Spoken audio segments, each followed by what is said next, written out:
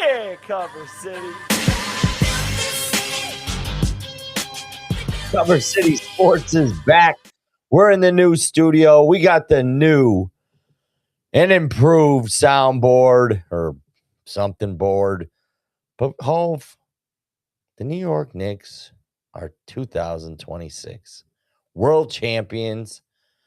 53 years in the making. Jay Hove's Knicks got it done in pretty epic fashion, Hove. How we feeling here now that it's kind of settled in 4 days later? Not as drunk as we were come midnight, say Saturday night. No one was as drunk as I was. Agree. You got your championship. Now, let me ask you this as a true New York fan, Yankees, Giants, Knicks. This one had to be pretty sweet, right? Yeah. It's people have asked, you run into people have asked, how about the Knicks or what do you think? It's weird because it's like it almost hasn't even settled in yet. Like, it's not the Giants for me. The Giants are by far and away my favorite team. It's not even close.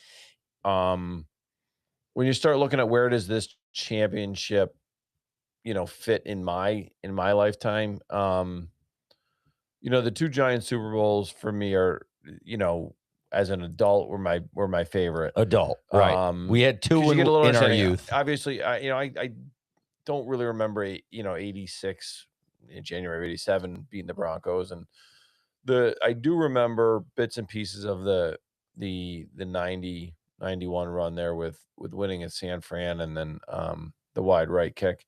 But at that point I'm 10 years old, so the two Giant ones were the most special. But the Knicks,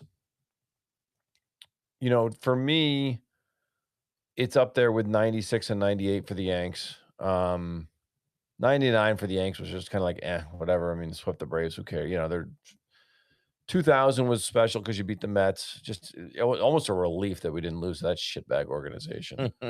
Honestly, 2001, even though we lost, might have been like some of my most special sports moments with the two-run homers by Tino and then by Brocious in the bottom of the ninth inning with 2 outs, right after 9/11. So emotionally, like those are kind of the Knicks one just feels so a little weird because the Knicks don't ever win. Like, I don't think people that don't follow this closely enough know how pathetic the Knicks have been. And it's a sport that is so hard to get out of that mediocrity. Like the Knicks were stuck for decades drafting somewhere between 5th and 9th, which is the worst spot to be. You need to either be winning the lottery and getting LeBron, winning the lottery, getting Tim Duncan, getting those kind of guys, or you're not going to you can't improve. Like you can't draft Michael Sweetney and Channing Frye and these guys, and it's just wash, rinse, repeat. They're spending money to bring guys in that aren't very good. That puts them against the salary cap so they can't make moves. Their draft picks aren't good, and it's just over and over and over again. I mean, when they got Antonio McDyess you're like, oh my God. But then the Amari Stoudemire, like, okay, maybe there's some hope. And then he gets injured. There was the year they were trying to get LeBron and they're trying to get these guys. And there's nobody wanted to come here. And then, it finally took them signing Jalen Brunson, who was not, their number one target, supposedly that offseason. He wasn't definitely the biggest free agent that was out there. But they signed a guy who became the guy. Yeah. And also the guy who was willing to take less money to sign an extension so you could put guys around him. Sure. So anyway, so we get the point. It hasn't sunk in yet. Here's my take as a non-New York fan other than the Giants, right? The Knicks actually made me want to watch the NBA. So that was one thing. I'm a Boston Celtic fan. They're up there with the upper echelons of everybody in the NBA, right? They've had 2 NBA championships in my adulthood. So, even the last one they won, it was like, okay, Celtics won the championship. That's great. Obviously, won someone I was a child. Don't really have very fond memories. But I have fond memories of the 86 Super Bowl, staying up, watching Phil McConkey score, leap over end and not get the touchdown, but get one later. Bavaro getting touchdowns. I remember that. I remember the wide right, vividly remember it, like nothing other. And even the Red Sox, I'm a Red Sox fan. It was like torture, with the Red Sox losing the Yankees in 2003, thinking never, ever is going to happen. They're totally cursed. They got it. That was sweet. That was unbelievable. But they've had 4 in my adulthood. The 2 giant Super Bowls in my adulthood have always just seemed like a different emotion, like a more happier, more exciting, like almost like you can celebrate it with everybody kind of thing. And, I was so happy for you that the Knicks won it. They got off the schneid. But, it just, I don't know, maybe is it because it's the NBA? It's part of it. I think in a weird way of saying this, because the medium that we exist in and the forum and what we like to do for a living, I think gambling takes a little bit away from the enjoyment. I mean, look, we had some bets. We definitely made some money on it. But the Giants aside, a lot of my enjoyment comes down to betting Watching now football. and I become less a fan of teams, maybe a little bit in a weird way. I still root. I still watch them primarily. Like all winter long, I'll put the Knicks on. All summer long, I'll put the Yankees on. But betting definitely has taken away the innocence of just being super happy that your team won. Being a fan. Outside of the Giants. Yeah. The Giants are different for me. And I don't think you can. I mean, like I said, I don't know that it really set in because the Knicks have been so bad for years and years and years. Yep. And they won so easily. That was the thing. Like, granted, they were down in games and they had to come back in every win that they had against. But they the won the Spurs. games. But they went 16-3 in the playoffs. Right. It almost like you went from thinking that the Knicks are terrible and they're never going to win a title to I don't think this team's ever going to lose again in the playoffs. Right. Would they win 13 in a row? They just, I mean, every game it don't matter how many they're down. They're down 10 in the first quarter of every game against San Antonio. They win 4 out of 5. They're blowing the Hawks out, the Sixers out. I mean, winning games by 50 points. I mean, these teams, they're down 22 to the Cavs. They're down 29 to the Spurs. You're just like, it doesn't even matter. Like they're not losing no matter what. Now I did mention to you a couple years ago when they made the Towns trade. Which by the way, it was never ever the Knicks aren't going to lose. It was always like the Knicks are definitely going to lose. Like they went from there's no shot this team ever loses again to there's no way they're going to win this. It's wild. Yeah. I mean, and honestly, we were watching obviously every game at your house, but it was like game 3 or 4. I'm sorry, game 4. I felt like if they didn't win that game, they were going to lose the series, and they had to come back from 29 points, and they did it. You jumped in your pool. And we joined you on Saturday night, but me, you, and Coach. It was crazy. It's that the Towns trade, he didn't necessarily do a whole hell of a lot to get them those 4 games against the Spurs.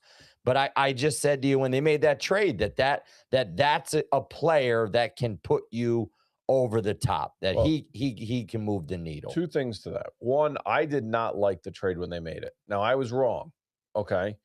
But I didn't like giving up mostly DiVincenzo because I thought he was such an important part of the chemistry of this team. And I thought chemistry was tremendously important to that team with the Villanova guys.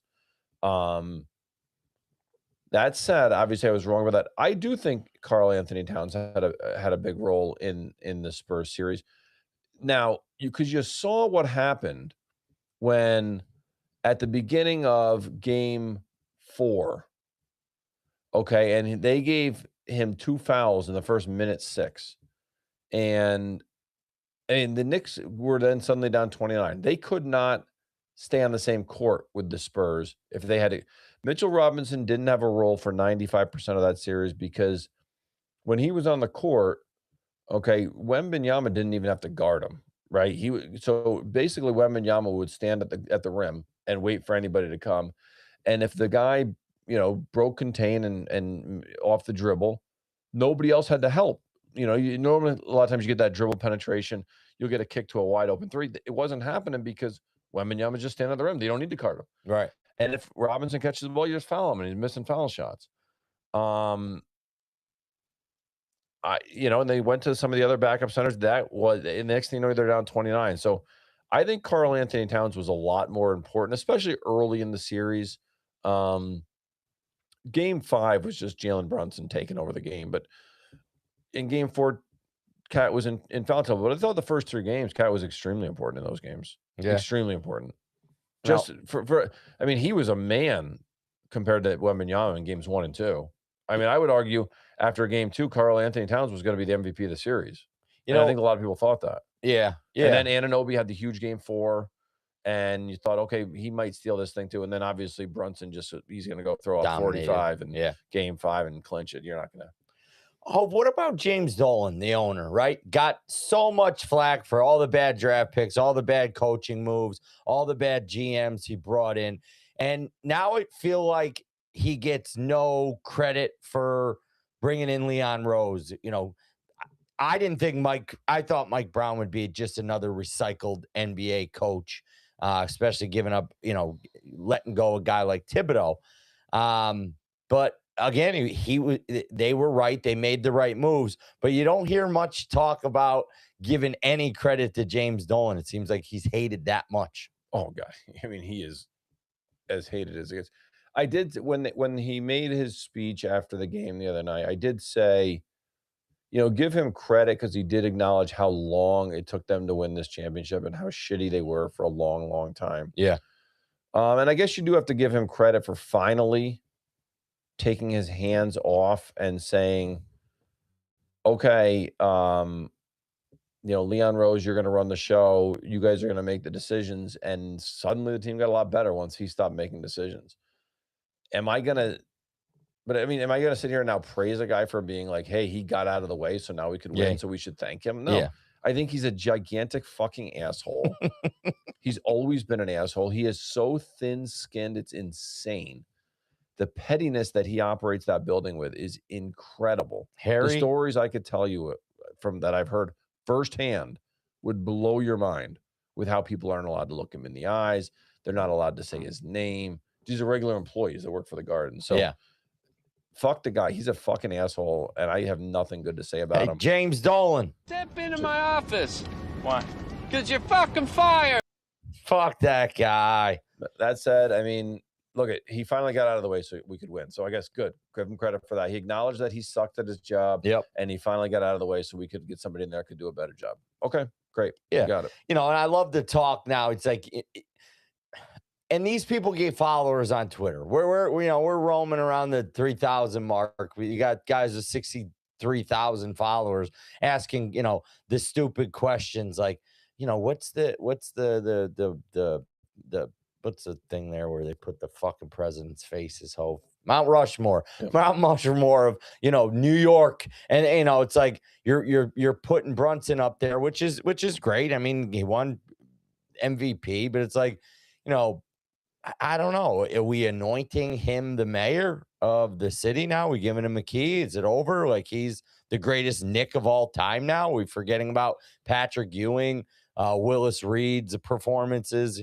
Guys like that. I can't offer much in a sense of, your Willis Reeds, your Clyde Frazier's. Like I obviously wasn't alive for any of that. But in my lifetime, I had a buddy ask me this like during the playoff run, like where does Brunson rank? Where does he rank if they win the title? It's tough to argue that everybody wants to make him the best Knick of all time. Again, I'm taking everybody from the 70s, whatever out. boy, it's tough to beat Pat. Yeah. I mean, Pat was blood and soul, drafted by us, spent almost his entire career there. It's a huge part of the organization still. And you almost just felt bad for Pat because he was like on a very good team at the wrong time. I mean, he would just happen to be there when Michael Jordan was in his prime, and then the 2 years Michael Jordan was in his prime, then you had Hakeem and you had Ewing miss the layup, and he's just I have such a soft spot for Pat. It's tough for me to just immediately put Brunson in front of him, but I it's hard to agree. argue that he did bring the championship that Pat didn't. So, but Patrick Ewing never played with a player above the second team All NBA in his whole career. is that right? Yep. I mean, I believe that. I mean, Yeah, never played with it anyone was a different game back then, totally different game. I mean, below the second was team it All was NBA. get your big center, put the ball in the post to him, and let him back him down. It was Ewing, Olajuwon, Robinson, Yep. all these guys, then Shaq and these, and it was a very post up, forward game. Like that's where the offense ran through. Yep. It's different now. Totally. Now, talking about now, right? So now the Knicks are kind of built for now. It's extremely tough to repeat. We all thought that the Thunder were going to be the team that was going to go back to back. They got beat by the Spurs in the Western Conference Finals. Now this Knicks team definitely seems like a team is built to come back next year and compete for another title. But you got guys like Giannis who are going to be on the move. Is Giannis going to go to the Celtics or the Heat and make them a contender? I don't know. I don't necessarily see it. I don't think that Giannis, and maybe this is too bold for me to say, but I think if you give up a guy like Jaylen Brown, who basically kept the Celtics in the season, got them the 2 seed basically single-handedly with very minimal help. I don't know that Giannis is that much of an upgrade with Jason Tatum than Jaylen Brown is. And maybe I'm stupid, and it's something that's ignorant for me to say, but I guess I don't love what Giannis is. So are the Knicks built to, kind of keep this thing rolling? And is there really anybody else that you can envision other than maybe the Thunder and the Spurs staying with them and competing over the next few years? Sure. I mean, the Giannis stuff to me, if it's Miami, it just seems like they're going to have to give up too much and they're going to gut their whole team and what's left. If it's Boston, if they give up Jaylen Brown, I mean, I don't know. That's not really what Boston's about.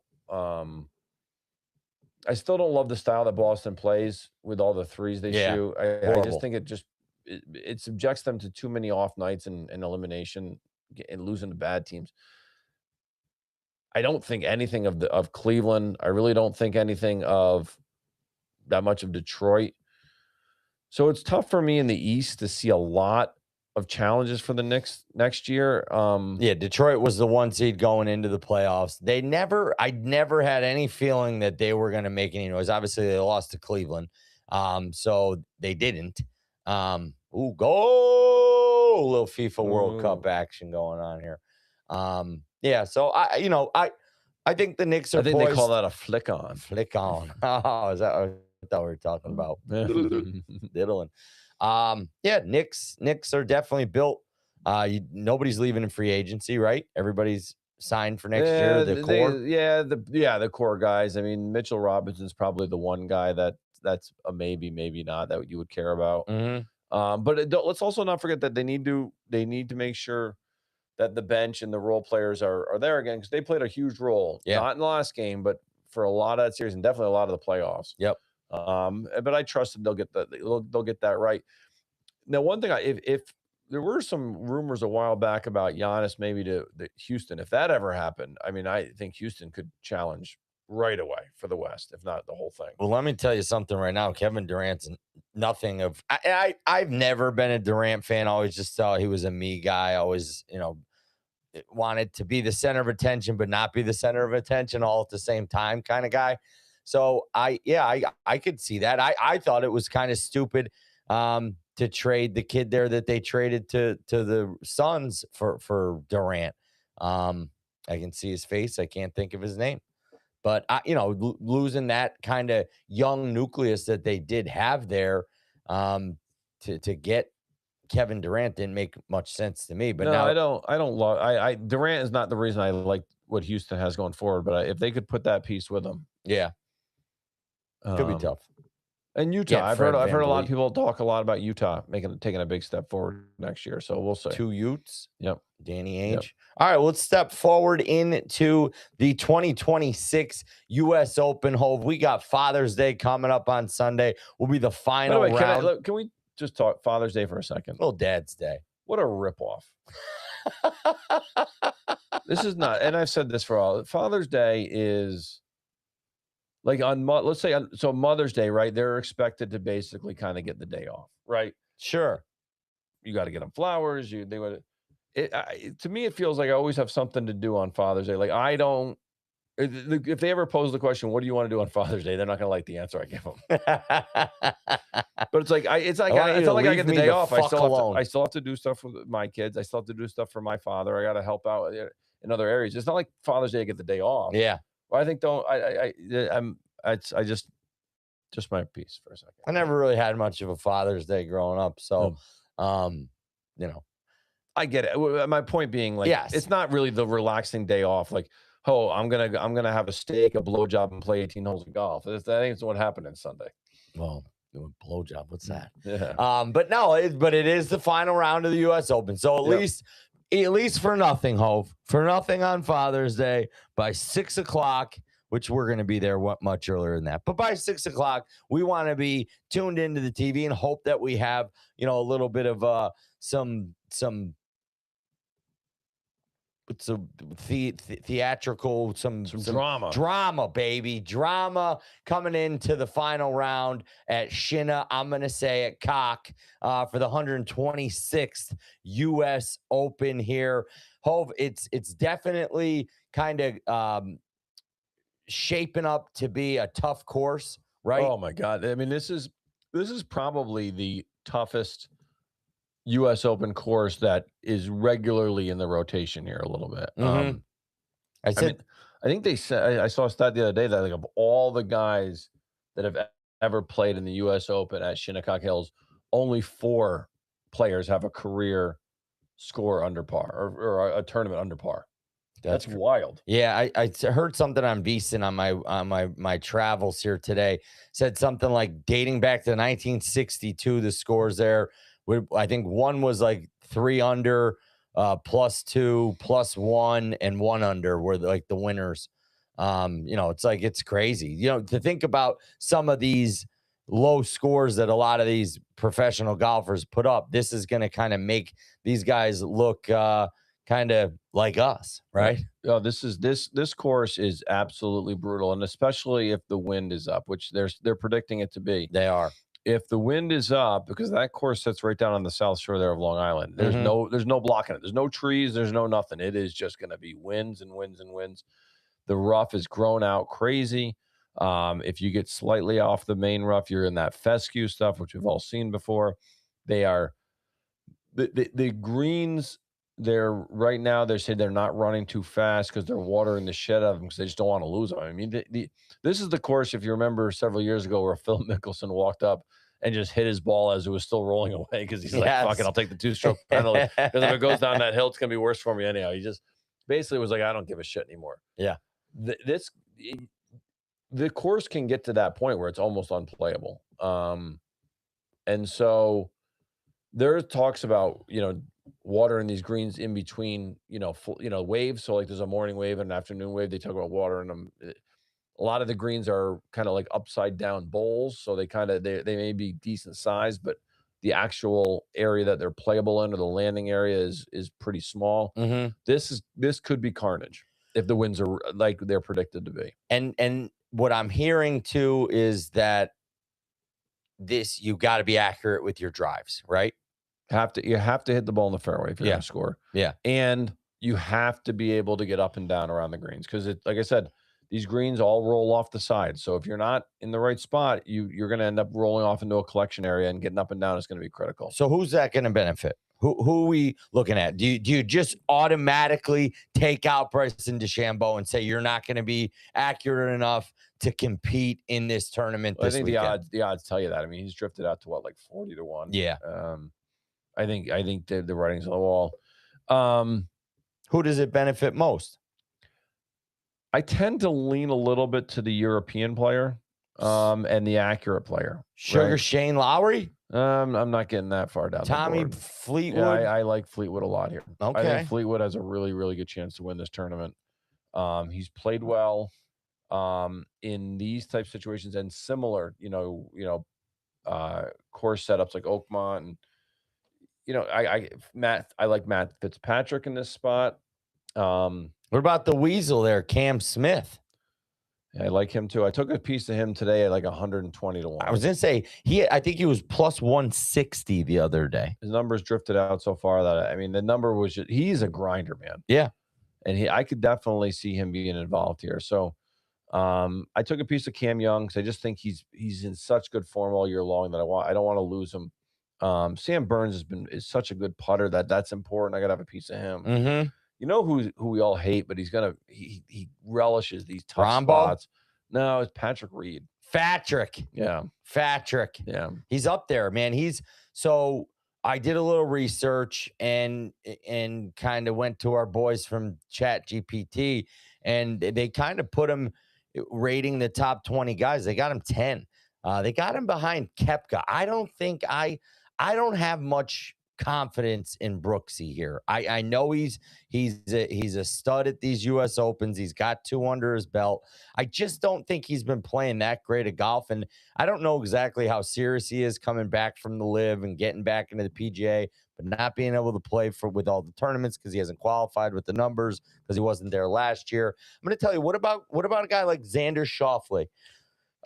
Guys always there in majors. Of the top guys, that's kind of where I would go is Schauffele. I don't think Scheffler is playing well enough. And I heard somebody say this today, and it really struck me as true, is it's like U.S. Opens are not where you find your game. It's where you bring your game. Mm-hmm. And so if you're not playing well, with Scheffler, look, he's competing, but he's not playing well.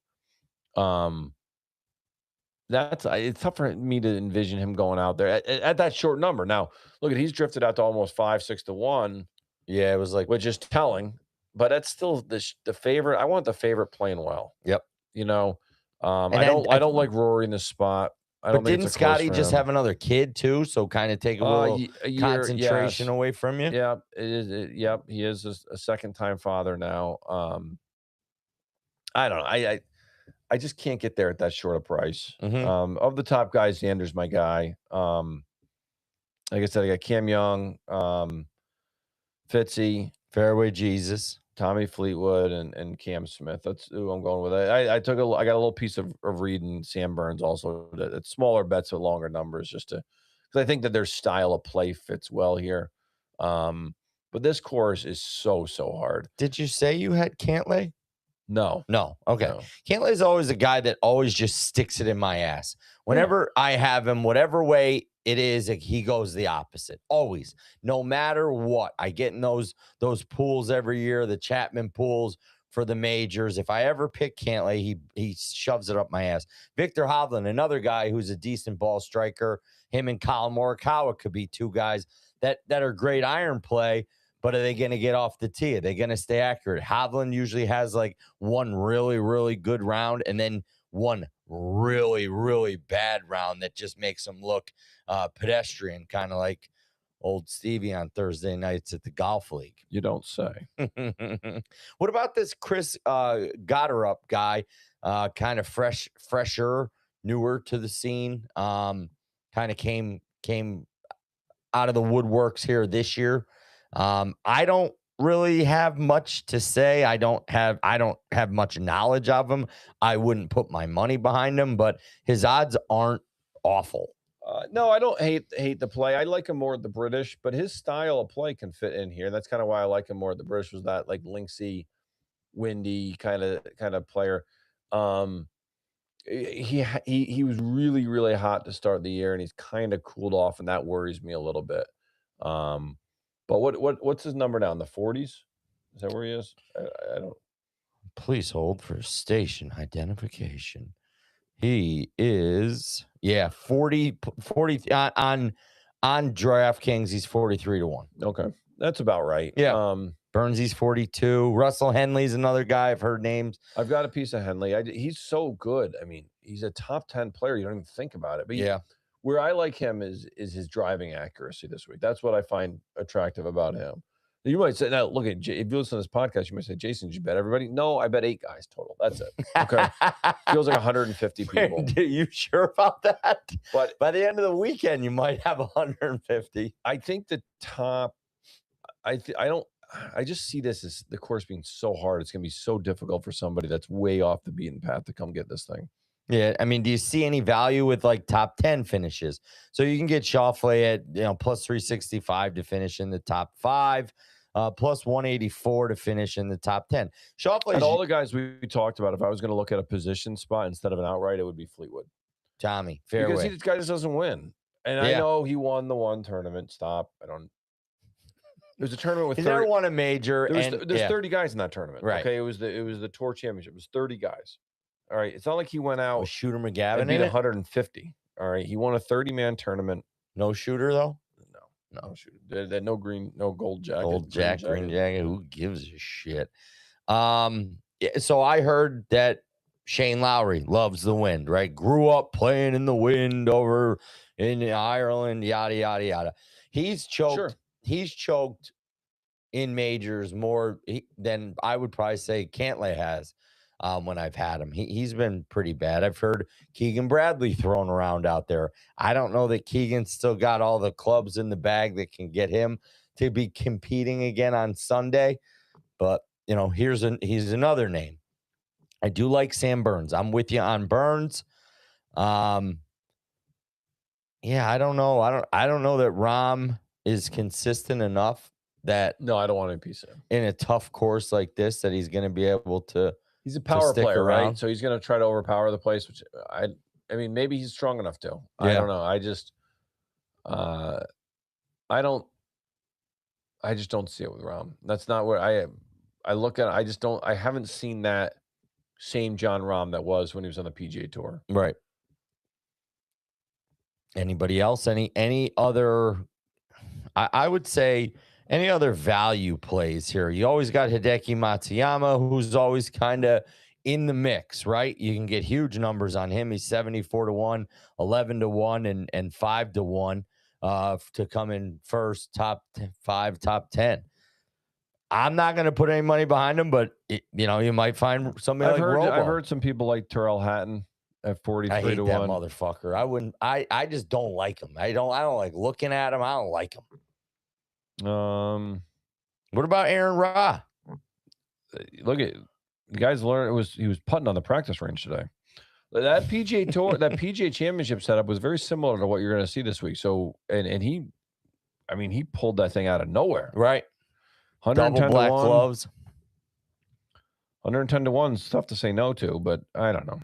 I'm not there with it. If that guy wins two majors in a row, you can take all my money. Because I'm not going to have any piece of him. Explain this one to me. I heard somebody say Brian Harmon today. He's 195-1. Well, how the fuck is Tom Kite? Oh, Tom Kim. Tom Kim. I'm sorry. Sorry, Tom Kim. Who's the longest odds in the whole thing? In the whole fucking thing. Hamilton Coleman. Riley, Coleman. Mark Fleming. Yep. Matt Robles. Isn't he the singer from OAR? There's a bunch of guys. I'm not going to read them all off. Who are these fucking guys? Yeah, those are some big numbers. I don't think the any longest of them. guy that we would know, JB Holmes, is 450-1. Yep. Or I'm sorry, 4,500-1. Jesus Christ. How much does $1 on him pay? I need a calculator. $1 pays 4,500. Yeah, and honestly, Graham McDowell's the next guy that I know. Harry Higgs, he drew in this week because of some guys. All right. Well, this is fascinating for everybody listening. Patrick Harrington, 100. Now weather other than the wind is probably not going to be much of a factor, right? Decent weather. Sounds like everything else is fine, but rain. the wind is the biggest factor on a golf course. So this is legit. I mean, and they were saying also one thing I forgot to mention. players that are going off early Thursday and late Friday will probably get the best of it compared to players that are going late Thursday, early Friday will have the worst of the wind. Let's see what we got and who we got. So looking at that tee time wise of the guys we've kind of mentioned, or the guys that I bet, your Cam Smith, Cam Young, Sam Burns, Reed, Fleetwood are in the morning. Afternoon, Fitzpatrick, Henley, Schauffele. So Schauffele's afternoon. Yeah, Schauffele and Fitzpatrick and Henley got the bad draws from the guys I bet. Matsuyama got bad draw. Justin Thomas, I don't have much faith in him. You know, he's kind of shown some signs of kind of being back, if you want to say. He definitely has shown signs of life. I don't like his game in this format this week. I just think it's too hard. Yeah. Let's see. Cam Smith tees off early, 7:20 tee off. So that's, you know, that's a guy with big value, you know, that you can get. I took a piece of Cam Smith at 60-1 to be first round leader. No, there you go. I liked him going off early. He's a guy that maybe goes out and puts 2 under up there early. And you got Brooksy early, Cam Young early, got her up early. So where's Burnsy? Burnsy's early, 7:40. So Patrick, Rory, Aberg. I mean, you got some pretty big names. Scotty, Spawn won this last year. Kind of got lucky on the last day. That was wild last year. Remember that though. Yeah. Hopefully I have something like that. I just want to have some fun Sunday afternoon. It'd be nice. And you know, and now you saying that I was gonna lean Xander in this tournament just to, you know, he's just a constant ball striker, always, you know, hitting the good golf shot. I just thought that maybe this would be the tournament that maybe he can get that he hasn't won a major yet, right? Xander Schauffele. This is information I should know off the top of my head. But I don't think he has. Colin won one. Yeah, Colin won the PGA when it was out west. Yep. I don't think Schauffele's won anything. Not any majors. Brooksy with the early tee time. I'm going to be rooting for Brooksy. I love him. I think, you know, but I'm not sold on his game. Sam Burns is a guy that I would probably see at 42-1, 690. So almost 7-1 for top 5 and 3-1, a little over 3-1 to come in the top 10. Schauffele has 2 wins. He won the PGA in 2024, and he won the Open Championship in 2024. He won 2 majors in 2024. Should have known that. Shame on me. Fucking sports guy. All right. Well, moving on. Yeah, that's what we got. So, I mean, if you were to define your best value for winner, your best value for top 10, and then your biggest sleeper in this tournament, or your biggest long shot in this tournament, what 3 guys are you going with right now? Well, definitely my biggest long shot is Cam Smith. It's not even close. As far as the other guys, Fleet would be if I was going to make a positional play, like top 10, top 5. I really like Fitzy, but I hate the draw, the late early. I'll still go with Matt Fitzpatrick to win it as my guy to win. Okay, you can get him at 22 to a little over 22-1 right now on DraftKings. Check your boards, check all your sites, see where you can get your best value, especially in something like this when it's a 4-day bet, right? It's not a one bet that you're looking to turn around and you know, make a little chunk and throw it on something on Friday or Saturday, you know, something like that. So this is one where if you're going to bet a win bet, you know, you want to get your best value. So check your sites for that. Hove, I'm gonna, you know, man, you say that late early thing. Now it's kind of got me thinking a lot. Cam Young at almost 20-1 is some pretty good value. He's definitely going to be up there. I think he's going to be contending for a championship here come Sunday morning. He'll be on that top of the leaderboard board, teeing off with some of the last guys. Man, I really want to go Xander. I just want to go Xander just because of his ball striking ability and iron play. And then, he's a streaky putter, right? Up and down a little bit. He's hot one day, cold the next. But I guess if I'm going to pick a winner, I'm going to take Xander at 20-1. Okay. I'm gonna roll with you. With Burns, I would take Burns top 10 at a little over 3-1. And then my biggest bomb, my biggest sleeper in this, it's just going to be one I just mentioned as a guy who will probably totally implode or could implode. And it's not that big of a bomb, but at 65-1, I'm going to take Victor Hovland and see maybe if he can get something I've done. heard a lot of people like him this week. I don't know. It's just like if you put a little bit on him, maybe you can get some good value on your return. Sure. Ricky Fowler's up there at let's see, at 100-1, 10-1, no, 100-1. Yeah, 100-1. Yeah, 100-1 for Ricky. Yeah, Ricky's above Sepp Straka's. You got a lot of guys. So that, I guess that would be. It's a tough tournament. Yeah, tough course. Thigala's up there. He's been terrible. 165-1. Well, thanks. Yeah. All right. Well, we got some action here this weekend. We got the NBA draft coming up next week. Carolina Panthers, Carolina Hurricane, Carolina Panthers, Carolina Hurricane. Shout out to them winning the Stanley Cup. Didn't really get too much into that finals. Vegas, Carolina didn't really know. It was an awesome finals, and the games were wild. Yeah. Yeah, we were busy with the Knicks. Yeah, Knicks kind of had us locked up. Me and Coach stayed up a couple nights watching the end of the hockey game. We actually got a little lucky on some live gambling in those games. Always some pretty good games to get some decent value in. Massaro was kind of telling us the same thing when we were talking over Belmont. But we got Saratoga's right around the corner here for us here in upstate New York. We got another 2 weeks till the meet starts up here. So we'll have some Travers talk coming up, maybe a little NBA draft, U.S. Open recap next week. But football season, I know we don't want to wish away the summer, man, but football season's a hop, skip, and a jump away, Holvin. We're looking forward to our G-Men. All I'm hearing is great reports out of New York about John Harbaugh and the environment that he has created or creating in the Meadowlands down there. I'm super pumped for this year's Giants. I can't wait for football. Yeah.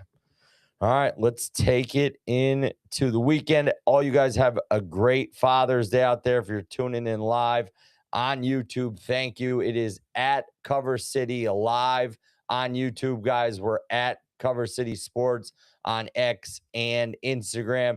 Check out our posts. Check, give us some likes, follows, all that stuff. We're boosting morale here, new digs, all the fun stuff. So we got to get to bed. Take it into the weekend, Hope. Yeah, buddy.